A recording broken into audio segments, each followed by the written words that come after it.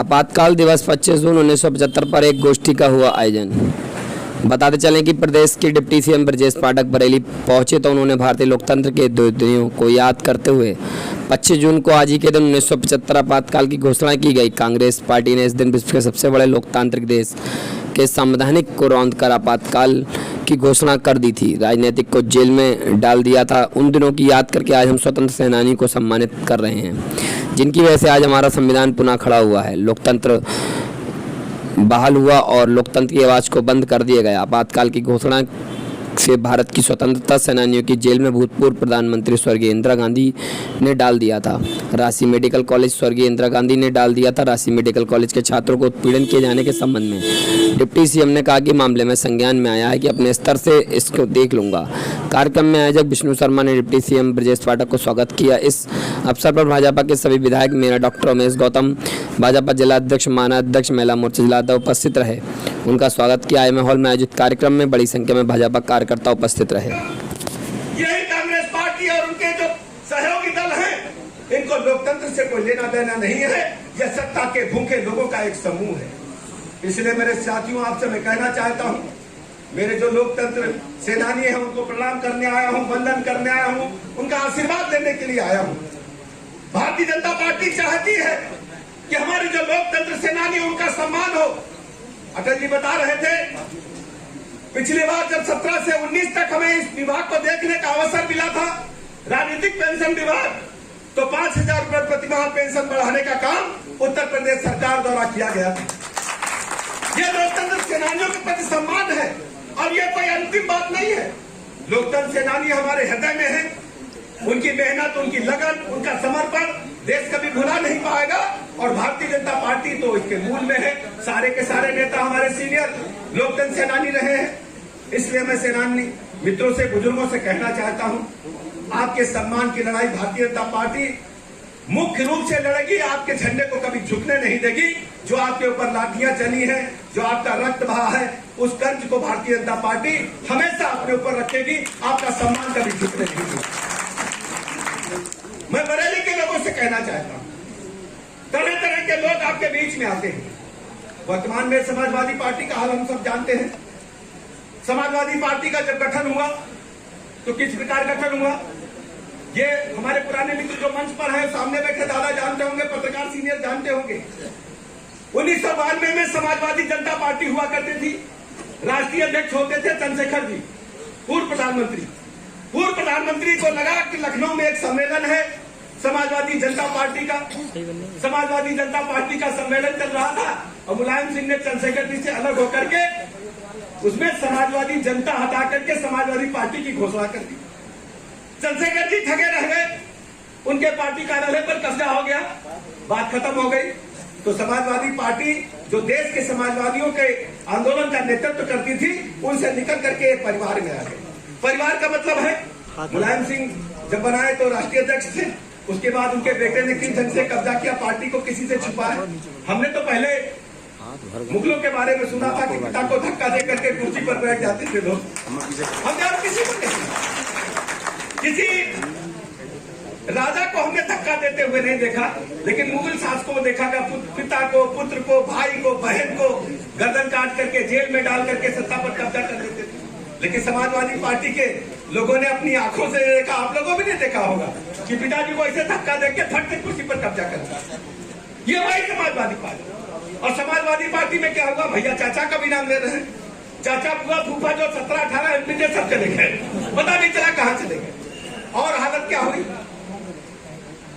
आज अगर किसी के पास जाओ, किसी पत्रकार में से, किसी वरिष्ठ सामाजिक कार्यकर्ता से पूछो कि समाजवादी पार्टी का अगला राष्ट्रीय अध्यक्ष कौन होगा, तो लोग बताएंगे कि भाई जो राष्ट्रीय अध्यक्ष जी वर्तमान में है, उनका लड़का जब बड़ा होगा तो वही राष्ट्रीय अध्यक्ष होगा। कांग्रेस पार्टी के पास जाओ कि भैया राष्ट्रीय अध्यक्ष अगला कौन होगा, तो लोग कहेंगे कि राहुल जी जब शादी कर लेंगे और जब बच्चा जो बेटा होगा या बेटी होगी वही राष्ट्रीय अध्यक्ष होगी। या प्रियंका जी का भी दांव लग सकता है अगर राहुल गांधी सक्सेसफुल। ऐसे ही सोचिए शिवसेना का हाल देखो। शिवसेना में देखो एक कैसे कैसे होता है, पिता मुख्यमंत्री है, बेटा कैबिनेट मिनिस्टर है, सर देखिए झुक ही नहीं सकता शर्म के मारे। ये लोकतंत्र है। जनता के टैक्स की मनी है। लोगों ने सेवा का व्रत लिया है, संविधान की शपथ ली है, बापू देकर मंत्रिमंडल में। श्रीलंका क्यों गया जानते हैं? श्रीलंका का तख्ता क्यों पड़ता है? सब जानते हैं, इतिहास जो अखबार पढ़ते हो पढ़िएगा जरा। अब चले जाइए उधर तेलंगाना में, चंद्रशेखर जी ने पार्टी बनाई तो बेटी पार्टी चला रही है। दूसरा जो आंध्रा में देखेंगे तो YSR कांग्रेस है, तो वो चले गए तो उनके बेटी की पार्टी हो गई। अन्ना द्रमुक के बारे में आप सब जानते हैं। इस समय केवल भारतीय जनता पार्टी है जो सबसे पीछे बैठा बूथ अध्यक्ष है, वो भी राष्ट्रीय अध्यक्ष हो सकता है।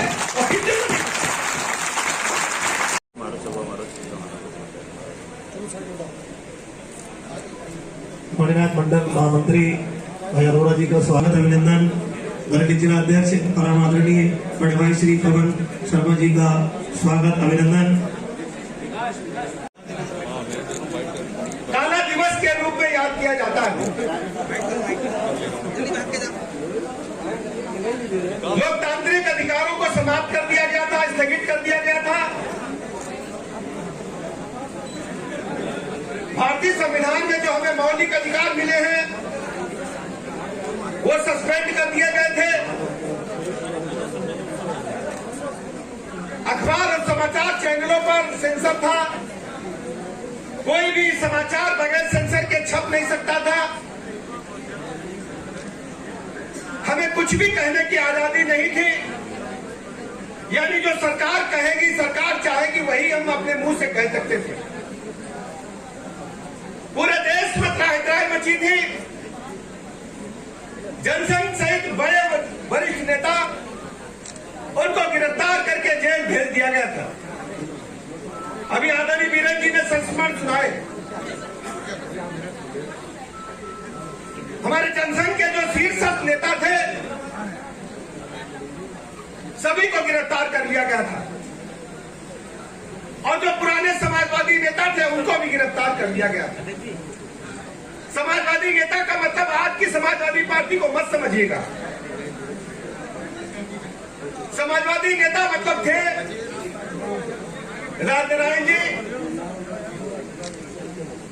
आचार्य नारायण देव जी,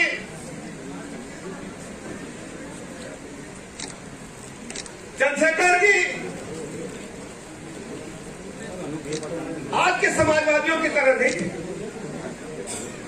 वर्तमान में जिस समाजवादी पार्टी की आप सब चर्चा सुनते हैं, ये असली समाजवादी पार्टी नहीं है। असली समाजवादी पार्टी तो आचार्य नरेंद्र देव जी की थी, राजनारायण जी की थी। लेकिन इन लोगों ने समाजवादी पार्टी को झटके से एक परिवार के कब्जे में लाने का काम किया था और प्रदेश में संदेश दिया था कि समाजवादी है, जबकि समाजवादी पार्टी का सबसे बड़ा मुख्य उद्देश्य होता है कि उसका मुखिया कोई नहीं होगा, संपत्ति का वारिस कोई नहीं होगा। जबकि समाजवादी पार्टी अपने उद्भव काल से एक परिवार की पार्टी बनकर के रह गई। इसलिए इस कंफ्यूजन को दूर करने के लिए इस विषय को मैंने आपके बीच में कहा। देश की आजादी की लड़ाई कांग्रेस पार्टी के नेतृत्व में लड़ी गई थी और उसके मुखिया महात्मा गांधी होते थे।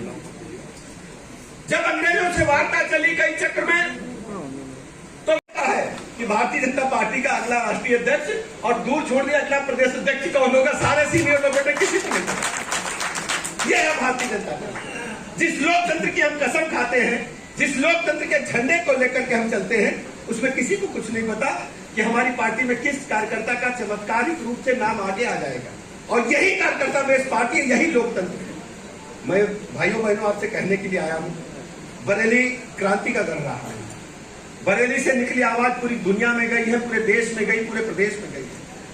आज जहां भी आप जाओ, कम से कम लोकतंत्र सेनानियों के बारे में, कांग्रेस पार्टी के कुकर्मों के बारे में, उन लोगों ने किस ढंग से देश की सत्ता पर कई दशकों तक कब्जा किया।